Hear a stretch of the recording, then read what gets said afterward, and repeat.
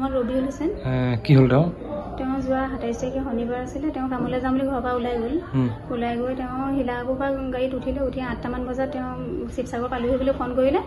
তাৰপিছত আমি ফোন মাৰিছোঁ, ছুইচ অফ আছে মোবাইলটো। তেতিয়াৰ পৰা তেওঁৰ লগত আমি কণ্টেক্ট কৰিবই পৰা নাই আজিলৈকে। আজি ধৰি 9 দিন হ'ল তেওঁ। আমি কণ্টেক্ট একো পোৱাই নাই। তেখেতে ক'ত আছে কি নাই আমি গমেই পোৱা নাই এতিয়া। তাক কোন ঠাইত কাম কৰিছিলে? মানকাছাৰ। মানকাছাৰ কিহত কৰ্মৰত? APBN 26। চাকৰি য'ত কৰে তাত যোগাযোগ কৰিছেনে আপোনালোকে? যোগাযোগ আমি কৰিছোঁ। তাত কি কৈছে? তাত এতিয়ালৈকে তেওঁ কামৰ জেগাতে মানে গৈ পোৱাগৈ নাই বুলি কৈছে।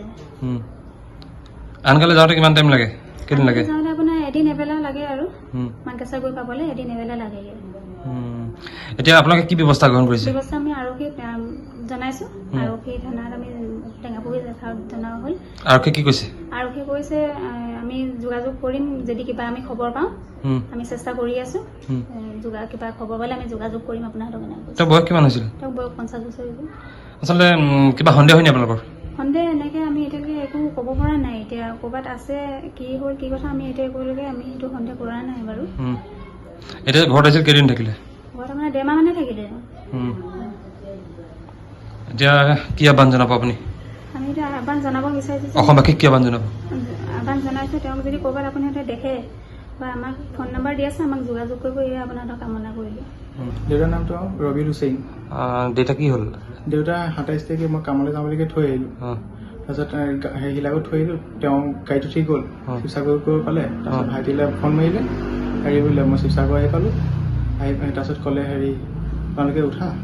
তাৰপিছত এনেকৈ কৈ মেলি ফোনটো মই শিৱসাগৰ আহি পালোঁ বুলি ক'লে। আহি পাই বুলি কৈ মেলি মই গাড়ীত যাবলৈ ওলাইছোঁ, উঠিবলৈ লৈছোঁ। এনেকৈ কৈ মেলি ফোনটো কাটিলে। তাৰপিছত ফোন নাই মৰা। তাৰপিছত ফোনটো কাটিলে যে আৰু ফোন ৰিচিভ কৰা নাই। টুইজলৈ ফোন মাৰিছিলোঁ। তাৰপিছত ফোন ৰিচিভ কৰা নাই। ছুইচ অফকৈ আহি আছে। তাৰপিছত এতিয়া কিমান দিন ধৰি নিৰুদ্দেশ হৈছে? এইটো 9 দিন হ'ল আজি ধৰি। তেওঁ কোন ঠাইত আছিল? মানকাছাৰত। কিহত চাকৰি কৰিছিলে? তেওঁ 26 APBN। তোমালোকে এতিয়া কি ব্যৱস্থা গ্ৰহণ কৰিছা? আমি আৰক্ষীক জনাইছোঁ যিমান পাৰে জল্দি উলিয়াই দিয়ক। আৰক্ষীয়ে কি আশ্বাস দিছে? আৰক্ষীয়ে কৈছে আমি পাৰোঁ যিমান জল্দি পাৰোঁ উলিয়াই দিম বুলিয়ে কৈছে।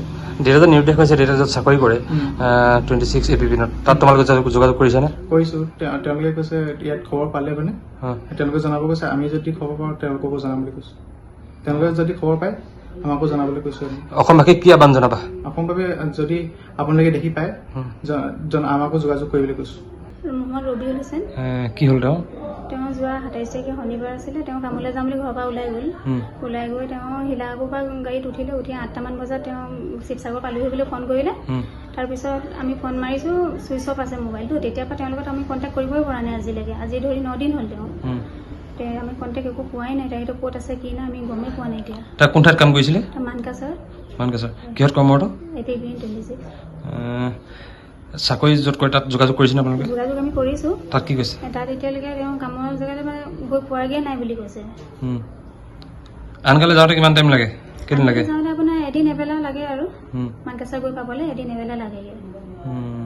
এতিয়া আপোনালোকে কি ব্যৱস্থা গ্ৰহণ কৰিছে? ব্যৱস্থা আমি আৰক্ষীক জনাইছোঁ। আৰক্ষী থানাত আমি টেঙাপুখুৰী জনোৱা হ'ল। আৰক্ষীয়ে কি কৈছে? আৰক্ষীয়ে কৈছে আমি যোগাযোগ কৰিম, যদি কিবা আমি খবৰ পাওঁ। আমি চেষ্টা কৰি আছোঁ। কিবা খবৰ পালে আমি যোগাযোগ কৰিম আপোনালোকক। তেওঁৰ বয়স কিমান হৈছিল? তেওঁ বয়স 50 বছৰ হৈছিল। আচলতে কিবা সন্দেহ হয়নি আপোনালোকৰ? সন্দেহ এনেকৈ আমি এতিয়ালৈকে একো ক'ব পৰা নাই। এতিয়া ক'ৰবাত আছে, কি হ'ল কি কথা আমি এতিয়ালৈকে আমি সেইটো সন্দেহ কৰা নাই বাৰু। এতিয়া ঘৰত আহিছিল কেইদিন থাকিলে? ঘৰত আপোনাৰ 1.5 মাহ মানে থাকিলে। এতিয়া কি আহ্বান জনাব আপুনি? আমি এতিয়া আহ্বান জনাব বিচাৰিছোঁ। অসমবাসীক কি আহ্বান জনাব? আহ্বান জনাইছোঁ, তেওঁক যদি ক'ৰবাত আপুনি দেখে বা আমাক ফোন নম্বৰ দি আছে, আমাক যোগাযোগ কৰিব। এয়া আপোনালোকক কামনা কৰিলোঁ।